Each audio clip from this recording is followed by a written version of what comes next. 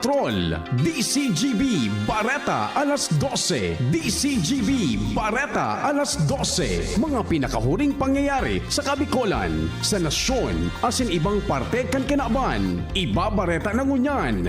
DCGB, Bareta, alas 12. Ngunyan, ang sa inyong tagapagbareta.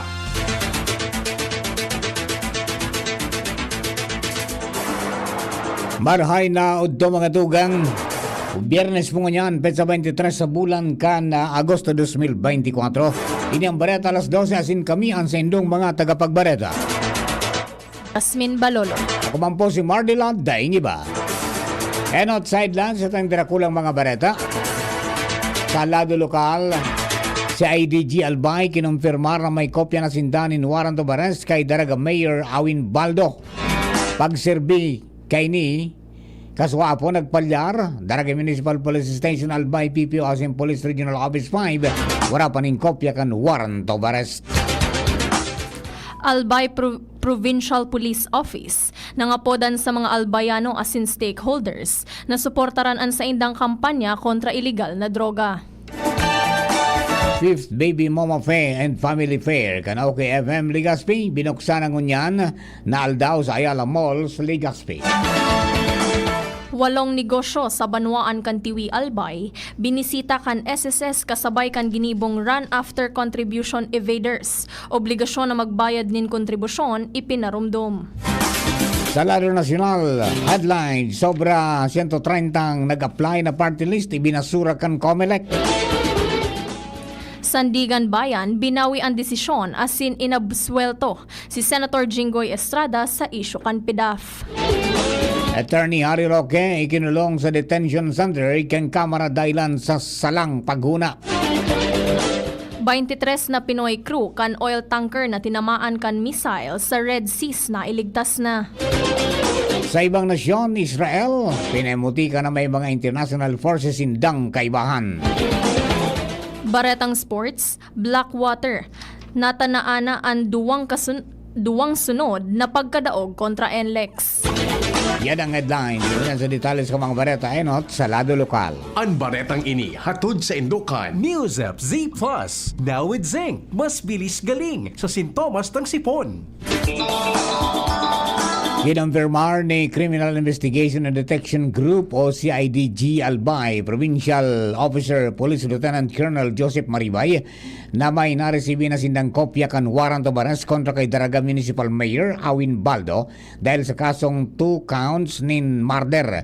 Sa pagkikipaguron kan DCGB News kay Maribay, sinabi kay nina ang kopya kan dokumento formal nang nakaabot sa sendang panriyo na opisina asin pigbalo na ining iserbi kaswapon sa residensya kan alkalde sa barangay Tagas, Daraga Albay. Alagad negatibo ang resulta kay ni dahil sa wala na sabing persona sa iyang harong. Sinabi ni Maribay na ano man na oras isiserbi ang nasabing mandamiento de aresto sa oras na maraman na yaon na ang alkalde. Sa ibong kay ni sinabi man ni Daraga Municipal Police Station Chief of Police, Police Lieutenant Colonel Edgar Azutaya na wala pa sindang naresibing kopya kan warrant of arrest. Alagad may naresibi na siyang apod asin impormasyon may kinaraman digdi. Si kung kay Azutaya ngunyan aldaw, Agosto 23, 2024, iyo ang ikatulong aldaw niya sa pwesto bilang hepe kan Daraga Municipal Police Station asin day pa siya nakakapagkortesiya sa alkalde dahil sa wara ini sa munisipyo asin nasa travel basado man sa pagipaguro niya sa administrador kay ni. Sa lado kan Albay Provincial Police Office, kinumpirmar ni Police Major Maria Luisa Aurelio Tino, tagapagtaram kang kumpanya o komandansya, asin si Police Regional Office 5 spokesperson Police Lieutenant Colonel Malu Kalubakib, nasagod sa ngunyan, wala pa sindang naresibing kopya kan pigsasabing arrest warrant kontra sa alkalde kan Daraga Albay. Ang baretang ini hatod sa Indokan. Liver Aid Silimarine Capsule. Liver Aid. It's liver or lover, boys. Nangapodan si Albay Provincial Police Officer Office Director, Police Colonel Julius Anunuevo sa mga albayano asin sa saindang stakeholders na padagos na suportaran ang saindang mga programa asin inisyatibo kontra sa illegal na droga sa probinsya. Sigon kay Anunuevo, dakulang bagay ang tabang kan komunidad para mapugolan na ang proliferation kan illegal na droga sa manlain-lain na munisipyo asin syudad sa Albay. Sinabi ni Anunuevo na sa probinsya kan Albay, padiit-diit na sana ang saindang nadadakop na personang nagpapabakal, nagbakal asin nagagamit nin illegal na droga asin bako naman darakulang volume nin droga na sa probinsya dahil posibleng natatakot naman ang mga drug personalities na gibuhon ang transaksyon sa Albay dahil sa halangkaw ang syansa na madakop sinda asin makakasuhan sa pagbayular sa Republic Act 9165 o Uncomprehensive Dangerous Act of 2002. Ang baretang ini hatod sa Indukan. Ginebra San Miguel, lamang ang may tapang sa One Ginebra Nation. Sa dagdag pang baretang lokal, formal nang binuksan kasabagong aga, 65 taon kan Baby Mama and Family Fair 2024, kan 97.1 OKFM sa Ayala Malls, Legazpi. Sigong kay Maria Gracia Victoria Martinez Dinglasan o DJ Toyang, Project Head, kanasambit na aktibidad na katuyuhan kaining ibusol ang pagkasararo kan lambang miyembro kang pamilya, mapromotir ang salud ka mga aki, asin ina, siring man may pailing ang talento kan mga kaakian. Sinabi ni DJ Toyang na may nakalinyadang aktibidades digdi, arog kan pagtaonin libreng insurance para kay mama, asin baby, okay ka kid talent contest, asin children show, chikang pangkalusugan kay Banan Department of Health Bicol, sarabay na pagpapabreastfeed, may forum man manungod sa pangataman sa mga aki, asin sa ultimong aldaw sa Domingo, magkakaigo ng passion show ang mga aki asin sa indang ina. Pigimbitaran ni DJ Toyang ang publiko, lalo na ang mga magurang na magatindir sa sindang aktibidad dahil sa kadakol sindang makukuha ang impormasyon may kinaraman sa pagkataman ka mga aki asin dakul man na giveaways na itatao digdi sa Anmoma Baby and Family Fair bukas sagkod sa Domingo, Agosto 25, 2024. Walong mga negosyo sa Banwaan kan Tiwi Albay ang binisita naman kasuhapon kan mga personahes kan Social Security System kasabay kan ginibong run after contribution evaders o RACE. Sa pangingenot ni Susana Malubag, ang branch head kan SSS Tabaco Branch, kaibahan si Attorney Maria Carissa Velasco, ang Chief Legal Officer kan SSS Regional Office 5, asin iba pang opisyal kan SSS. Binisita ninda ang sarong laundry shop, hotel, auto supply, clinic, meat shop, hardware asin duwang restaurant para iparumdom ang saindang obligasyon na iparehistro ang saindang mga empleyado asin bayadan ang saindang kontribusyon. Sigun kay Malubag, pigdataawanin 15 dias na plaso ang nasabing mga negosyo na iproseso ang mga kaipuhan nindang areglaron, alagad itong mga mapalyar ang makakahampang sa magakanigong penalidad basado sa saindang polisiya. Dosing mga banwaan sa Bicol Region ang may aktibong kaso ng African Swine Fever o ASF sa region. Ini ang pinagkumpirmar ni DA Bicol spokesperson Lovella Guarin kung saan ang nasabing mga lugar nasa red zone. Asin gustong sabihin, bawal ang pagkapaluwas ng mga buhay na urig asin mga produkto kaini dahil sa bako ini salbadong ikonsumo kan tawo. Kakagod kini ginagad kan DA sa mga lokal na gobyerno sa Kabikolan na tabangan sinda na mapugulan ng pagdakol kang kaso na naisip sa riyon. Ipinaliwanag ni Guarin na basado sa Local Government Code of 1991, kargo na kan mga LGUs ang pagkakaigwa ni naisip control and prevention mantang sa sindang lado sa lamenting testing asin laboratory ka mga samples ni Nurig ang gigibuhon kay banan ng giya sa mga LGU ka mga dapat na gibuhon.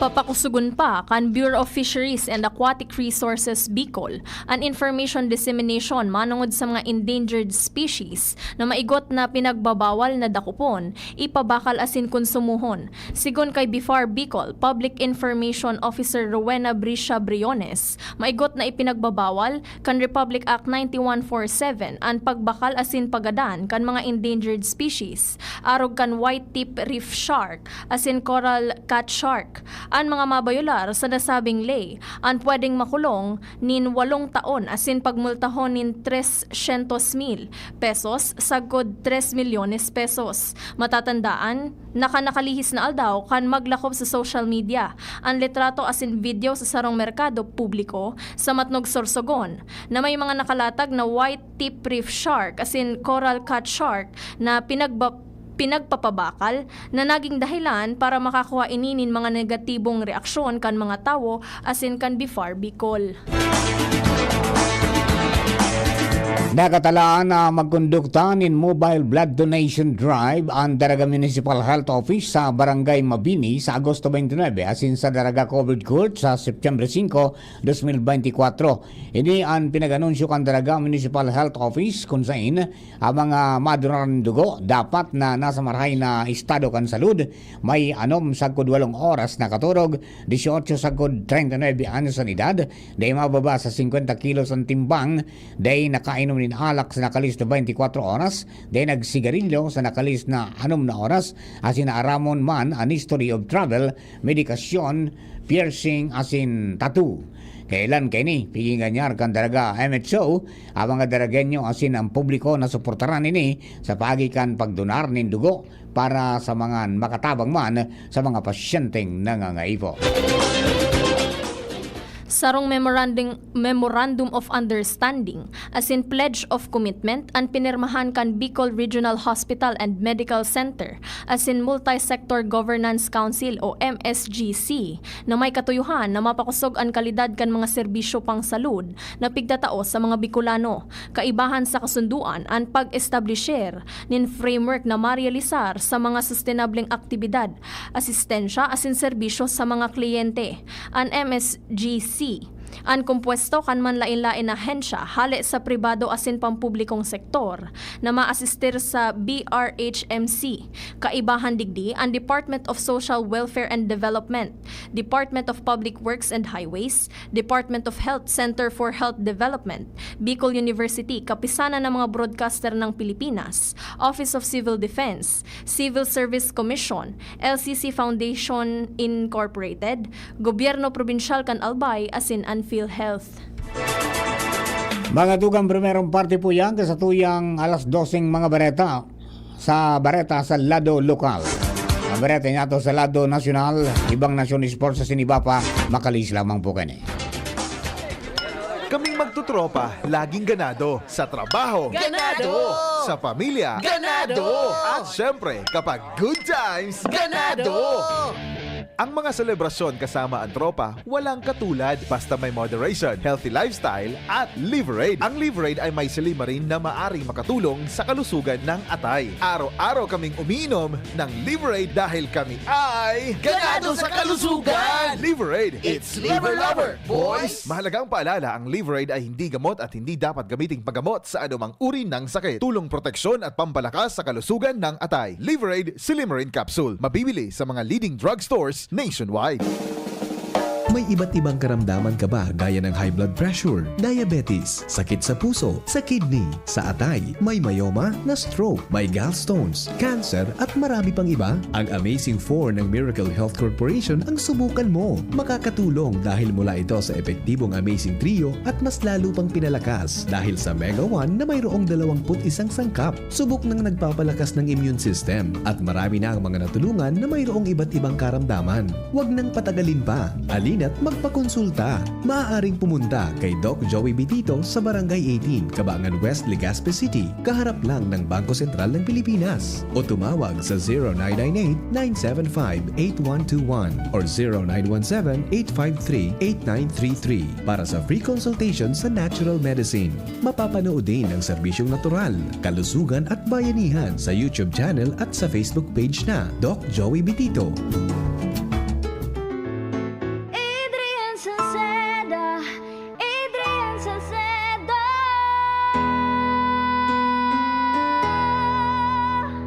Padagos ang pagtabang niya sa sato padabata.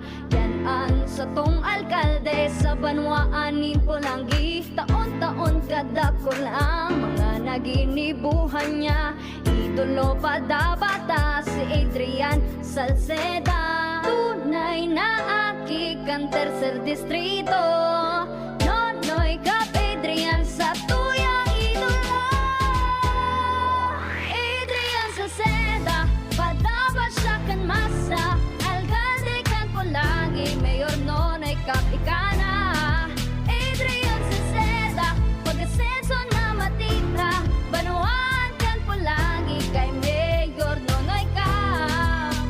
Kitang mga Bicolano, uragon, sabay-sabay manan mga kadipeselan, kakayanon taan. Kaya pag sabay-sabayan helang o kamatean, arog kang bagat na may kulog kipayo, bagat na may kulog kihawak, o may kalintura, diskarting uragon ang kaipuhan. Diskarting Rexidol Forte, mas makaskas na banat sa apat. Faster versus paracetamol in as fast as 30 minutes. Unilab yan. Paracetamol caffeine is the generic name of Rexidol Forte. If symptoms persist, consult your doctor. Spirits with Batang San Miguel. Ilabas! Magkwentuhan tayo. Hirit na, ilabas mo. Makikinig ako. Hirit na, ilabas ang kwento. Mag San Miguel tayo. Hirit na, ilabas mo. San Miguel kay Vincent, sarap laging kasama. Drink responsibly. Ang San Miguel Pale Pilsen 320 ml, 40 SRP lang. Ang Grande, 105 SRP lang. Bili na! Drink responsibly. Ubo, plemang nakabara, hirap sa paghinga. Dapat may dalang ginhawa. Kaya lagi kong bitbit, Plemex Forte Capsule. Ang Plemex Forte Capsule ay gawa sa halamang lagundi. Ginhawa sa ubo at hika. Magaan dalhin, madaling inumin. Plemex Forte Capsule. Basta lagundi, Plemex. Vitex Lagundo L is the generic name of Plemex Forte. If symptoms persist, consult your doctor. Tanggal ang plema, tigil ang ubo. Maluwag ang paghinga sa Plemex Forte. Basta lagundi, Plemex. Ang Plemex Forte Lagundi Capsule ay mabibili sa pangunahing butika o drugstore na malapit sa inyo. Ang Albay Electric Cooperative Incorporated or ALECO nagaako na nin mga aplikasyon para sa Lifeline Subsidy. Ang mga kwalipikado digdi iyo ang mga Pantawid Pamilyang Pilipino Program or 4Ps beneficiaries asin itong mga marginalized consumers. Para sa mga miyembros kan 4Ps, kaipuhan sa aplikasyonan sa inong 4Ps ID asin latest bill. Para sa non-4Ps o itong mga marginalized consumers, ang mga requirements iyo ang mga minasunod. Certification halay sa Social Welfare and Development Office sa saindong syudad o munisipyo na nagpapatunay na ang aplikante sa rong low-income earner base sa latest poverty threshold na ipigmok na kan Philippine Statistics Authority government-issued ID asin latest bill. Pagirumdom na ang diskwentong ini otomatikong ia-apply sa monthly consumption kan mga kwalipikadong aplikante na day mahalangkaw sa 25 kWh. Ipasa ang mga nasabing requirements kasabayan ng accomplished application form sa ALECO Service and Collection Office sa indong lugar. Kung kwalipikado ka, dai na magduwa-duwa. I-avail na ang subsidiyang ini ka-ALECO. Sa bareta niya to sa lado nasyonal, sobra 130 ang party list na nag-apply para sa accreditation sa 2025 elections. Ani binasura kan Commission on Elections o COMELEC. Sigong kay COMELEC Chairman George Erwin Garcia na nagkapira sa mga rason kang pagbasura sa application for registration ka mga ini, iyo ang kakulanganin requirements. Sigong kay Garcia na kulang-kulang 200 ang nag-apply asin ang na-accredit pa sana kang COMELEC 30 pa sana. Ini man ang pinakang hababa na na-accredit kang commission sa kada eleksyon poon pa kan mga panahon. Target kan poll body na makakompleto nin pinalalistahan ka mga party list bago matapos ang Agosto. Sinabi pa ni Garcia na susuguon ang mga eligible party list na magsumite nin 10 na nominees asin day natutugutan na magsumite nin kadagdagan na listahan nin mga pangaran. Nailigtas na ang mga crew kan oil tanker na tinamaan nin missile mantang nasa kadagatan kan Red Sea. Ang Greek flag na Union kan dakol na mga missiles mantang nasa Hodeida City. Igwang kabilugan na 35 na crew ini kung sain 23 digdi ang mga Pilipino. Daing grupo na nag-ako sa nasabing insidente alaga dakula ang pagtubod kan mga autoridad nakagibuhan ini kan mga Houthi rebels dahil sindaan pirming nasa likod kan pag-atake duman. Sigun sa Joint Maritime Information Center, nakaangkla na ngunyan ang barko sa Red Sea sa pag-ultanan kan Eritrea asin Yemen. Dailan sa iyang sala na paghuna na kulong si dating presidential spokesperson Harry Roque sa Kamara de Representantes nin 24 oras sa pagdangog kan Quad Committee kaswapon na cite in contempt si Roque dahil sa pigsabing pag-utik matapos sasabiyon na dai ini magkakatindir sa pagdangog kan Agosto 16 dahil sa igwa siyang hearing sa Manila Trial Court o RTC. Sigon kay Party List Representative Ron Salo, nagpadara si Roque ning surat kan Agosto 13 para sabiyon sa Quad Committee na dahil ini makakapag-atindir sa pagdangog kan Agosto 16. Pero sigon kay Salo, nagtaon ng sertifikasyon ang Manila Regional Trial Court na daing pagdangog sa nasabing korte si Roque asin dai ini nagduman sa nasabing aldaw. Ipinaliwanag man ni Roque na pighuna kay ni na Huwebes ang nasabing pagdangog kang komite arog kan mga naenot na pagdangog. Totoo man na igwa ining inatindiran na hearing kan Agosto 15. Tilawanin doon ni Roque na dai kay ni gusto na magpailing nin kawaran in respeto sa komite.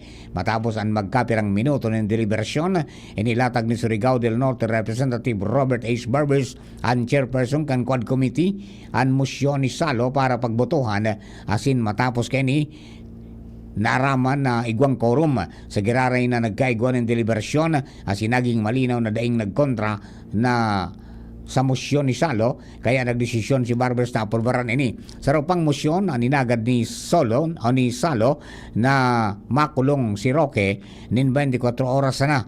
Inapurbaran man ni Barbers ang mosyon matapos na daing magkontradigdi. Si Roque ikinulong sa detention center kan Kamara de Representantes. Binawi kan Sandigan Bayan ang desisyon asin inabsuelto si Senador Jose Jinggoy Estrada sa kasong count nin direct bribery asin 2 counts nin indirect bribery dahil sa kakulangan nin ebidensya. May kinaaraman ang kaso sa bako tamang paggamit nin 183 milyones pesos sa Property Development Assistance Fund o PDAF allocations. Nakapalaman sa 26 na pahinang desisyon na ipinaluwas kan Agosto 22 gikan sa Anti-Graft Court na apwera sa 1 milyon pesos na idideposito sa Bank of Commerce account ni Estrada kan Setyembre 18, 2008 na pigsasabi sa piskalya kan witness na si Ben Horluy bilang summary rebates iyo ang dai nagtao pa ang prosecutor nin ibang ebidensya na ang kwarta ipinadara kay Estrada. Ang summary rebates, pigasabi ni Louie na nagpadara ini nin 5 milyones pesos sa dating aide ni Estrada na akusado man na si Pauline Labayen. Nagserbi si Louie na financial officer ka non-government organization na pagsadiri ni Janet Lim Napoles. Magigirumduman na kan Enero na akwit si Estrada sa iyang kasong plunder na may kinaaraman sa bako tamang paggamit nin PDAF. Napatunayan man na guilty sa bribery asin sa iyang inapilar ini. Sa dagdag na baretang nasyonal, plano kan Philippine Ports Authority o PPA na mag-hire pa ng mas dakol na port police officers para mabantayan ang gabos na mga pantalan sa nasyon. Ini kasabay kan ongoing na expansion projects. Sigong kay PPA General Manager Jay Santiago na binuksana kan ahensya ang application process para sa mga bagong port police officer asin pinuna naman ang pagresibi sa mga ini. Tinawanin doon ni Santiago na dakula ang trabaho ka mga port police officers sa pagmantinir nin kaligtasan, seguridad asin katuninongan sa mga pantalan sa nasyon.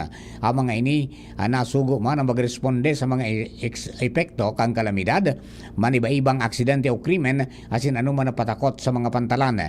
Sa ngunyan igwang 270 na aktibong port police officers sa darakulang pantalan sa bilog ng nasyon. Mantang ang mga gustong maging port police officer maaging una sa Hurualaba asin komprehensibong training, may kinaraman sa port operations, criminal law, marksmanship, firearm safety, water search and rescue, asin maniba-ibang endurance exercises. Ang mga aplikante para sa pagiging port police kay puhan mga Filipino citizen, college graduate, nakapasar sa Civil Service Commission o Professional Regulatory Commission exams, daing dishonorable discharge record gikan sa military, police asin iba pang government agencies, asin day pa na convict sa anuman na krimen.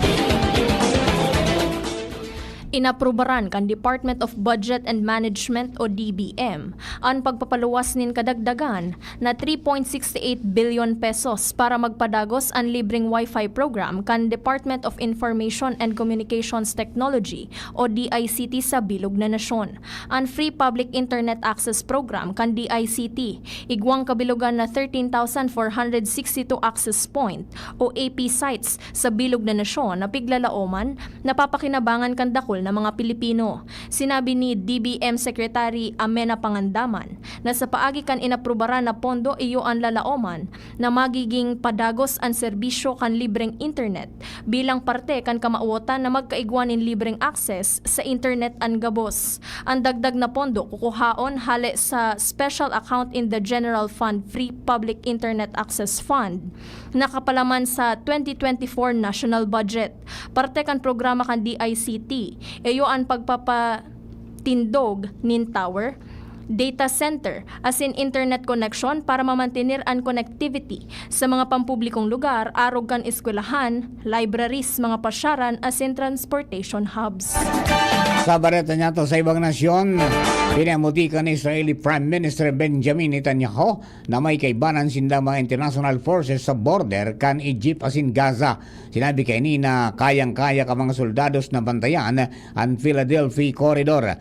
Pagsiguro man ini na magpapadagos ang sa indang laban sa Hamas, sagod day nag-uuyon ang mga ini sa ceasefire deal. Magiramduman na nagpoon ang pigibong pag-ururon kan US, Egypt asin Israel para sa pagsulong nin ceasefire deal. Baretang sports, naging magayon ang pagpuon kan NLEX Road Warriors sa PBA Governors Cup. Ini matapos na daugoninda ang Blackwater sa score na 104-87 sa kawat na ginibo sa Araneta Coliseum. Nagbida sa pagana kan NLEX si Robert Bolick na nagrehistro nin 24 points, 11 assists, 9 na rebounds, asin 2 steals. Mantang ang import na si Mike Henry, iyo ang igwaning 31 points, 10 na rebounds asin 3 assists. Puon sa pagsikat kan kawat, dominado kan NLEX ang kawat kung sa inda ipinalamang ang Blackwater. Ini ang ikaduwang pagkadaog kan Blackwater asin wara pasindang gana. Sa tuyang bareta sa Siyensya at Teknolohiya, Cross-Modal General Controllable AI generation content ang imbensyon kan sarong kumpanya sa Italia na may kakayahan na pagbiriyon ang malalay na ideya kay sipan asin tali kang kada persona. Ina po dining fusion knowledge kung saan ang kada karaman kan generasyon na kayang i-convert sa sarong mobile application. Kaya kaining makapagtaon in text generation, image generation, video generation, as in digital human generation across. Ang imbensyon, arog kan AI content generation na ini ginibo para dayman madispisilan ang kada henerasyon na sabuton ang mga practices ka mga mas aki sa inda o ang mga mas gurang sa inda. Historia na iiba. Sarong babae sa Connecticut, US, ang nakaresibi ni negatibong komento dahil sa dakula niyang ngimot ang nakaresibi man ni duwang Guinness World Record title. Puon kan aki pirming nabubuli si Samantha Ramsdell dahil sa dakulang ngimot.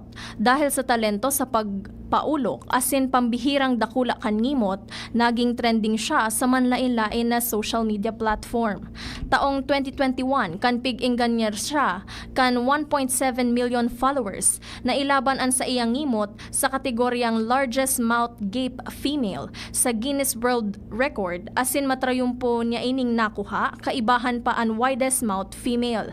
Dahil sa iyang world record titles, lalong sumikat siya asin nagdakol ang followers sa TikTok ni Ramsdell asin nasa $13,000 ang income sa kada video na sa iyang pinopost. Sigon kay Ramsdell, gusto niyang maging inspirasyon ang mga taong nakakaresibi ni negatibong komento dahil sa pagkakaigwanin kakaibang itsura. Agosto 23, kantaon 1844 o 1844, kanamundag si Giudato Arellano sa Bulacan. Sarong propagandista asin primerong presidente kan Katipunan.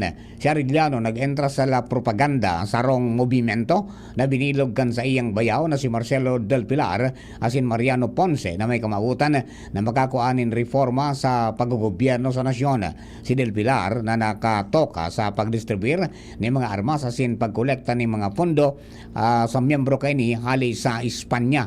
Ang la propaganda tulos man na narumpag dahilan tanganing mabilog man ang La Liga Filipina na pinanginotan ni Dr. Jose Rizal alagad kinaagahan dinakop si Rizal rason para mailir sa Arellano bilang primerong presidente kang Katipunan. Oktobre 10, 1896 kanda kupon ka mga Kastila si Arellano pinagtorture tanganing ituga ang impormasyon kang grupo sagkod sa ining Magadang. Sa sitwasyon po, kang Bulkan Mayon sa ngunya, nakapag-restore ng duwang volcanic earthquake sa Bulkan Mayon sa nakalista 24 oras. Basado ini sa datos na ipinaluwas kan Philippine Institute of Volcanology and Seismology of PHIVOLCS kasubagong alas 8 nin aga kung saan may maluyang banaag o crater glow sa ngimot kang bulkan. Minabot man sa 598 tonelada ang pigbugang asupre sulfur dioxide kada aldaw. May 200 metros ang langkaw kanaso kasabay man ang paramentas na paggubag kang bulkan o ground deformation. Ngunyan aldaw mantinidong nasa alert level 1 ang bulkan kung kaya pinagbawal man ang paglaog sa 6 km permanent danger zone asin ang pagpalayog na naman na klase nin aircraft na ranis ang ngimot kaini. Mga tukang inapuang kabilugan kasatuyang alas 12 mga bareta tinipan ng singkinalap sa DCGB News Base sa nakalis na 6 oras. Sa pakarang kanakatuang nyata sa pagsurat kan mga bareta, Angel Mustasa, laro technical katuang nyato dyan si June Napolis, DCGB Social Media Department si Jerome Nico Martinez. Hello kay Rolly Alvarado dyan po sa Pasay City. Tiringman ang mga tagabangtabay nato sa DCGB YouTube channel asin sa nakatune in sa 729 kHz sa pitang ka mga radyo. Hello kay Jomar Bien at saka kay Pio Fernandez watching asin sa mga nagselebrar sa ngunyan ng birthday. Happy birthday kay Ate LVE asin sa iba pa niyatong mga celebrators sa ngunyan.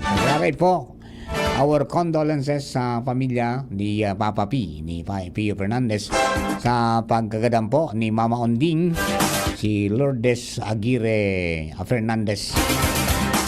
Sa Indo po ka, Boss Tabi, our condolences and prayers. Mga tugang, yan na po ang kabilugang kambareta. Kami po ang sila mga naging tagapagbareta. Ako po si Jasmine Baloloy. Ako man po si Mardila Daingiba. Thank you for keeping us company. God bless the Philippines. Sa indong nadangog, ang mga dalakulang bareta, ngunyan aldaw, ang tabayan ng giraray sa